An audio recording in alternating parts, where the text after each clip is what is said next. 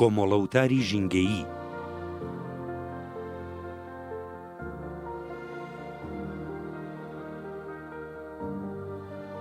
پەرتووکەکە لە 27 وتاری ژینگەیی و 12000 پێگاتووە، بە چاپی کاغەز و بە شێوەی دیجیتاڵی بەردەستە.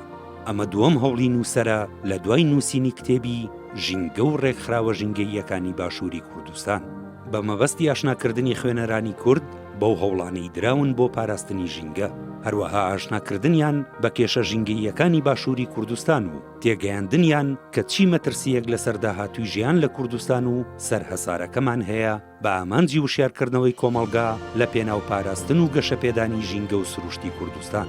نووسەر لە بەشێکی پەرتووکەکەیدا دەنووسێت پرۆسەی پیسبوون و شێواندنی ژینگە لە باشووری کوردستان بە جیاوازیەکی گەورە پێش پرۆسەی پاراستن و گەشەپێدانیان کەوتووە. ئەمە زەنگێکی مەترسیدارە لە داهاتوویەکی نزیکدا کاریگەریەکانی دەردەکەوێت. تاکەکانی کۆمەڵگا بە ژیانیان باجی ئەم پرۆسە هەستیارە دەدەن. هۆکاری پێشکەوتنی ئەم پرۆسە ژیان کوژە بۆ نەبوونی دەقی یاسا دەکەڕێنەوە، چونکە تا ڕادەیەک دەقگەلێکی زۆر توندیشمان هەیە، بەڵام نەیانتوانیوە ژینگە لە پێسبوون و شێواندن بپارێزێت، نەیانتوانیوە هاوسەنگی نێوان مرۆڤ و ژینگە ڕابگرێت، چونکە دەقەکان جێبەجێ نەکراون. نووسەر لە بەرامبەر دەسەڵاتی دادوەری و حکوومەتی باشووری کوردستان دەنووسێت مرۆڤە ڕۆحسەوزە سروشت پارێزەکان بۆ ژیانی درەختێک ماتەم دەگێڕن، بۆ کوشتنی سەگێک شیوەن دەگێڕن. ئەی پێم ناڵێن چۆن دەتوانن بیر لە تاوان بکەنەوە؟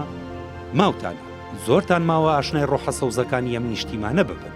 ئێوە لە جیاتی نوشتانەوە بۆ بوونکردنی گوڵ ژیان لە گوڵ وەک دەکردنەوە. ئێمە فێری خۆشەویستی گوڵتان دەکەین، ژیان بە گوڵ دەبەخشین، وا دەکەین گوڵەکان بە جوانی و گەشی و بۆنخۆشی بمێنەوە.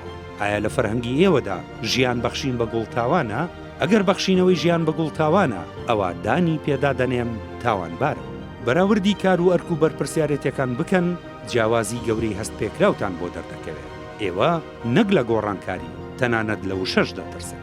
هێزی وشەکانمان ترساندوونی، ئیدی چۆن لە هێزی کار و کردەوەمان ناترسن.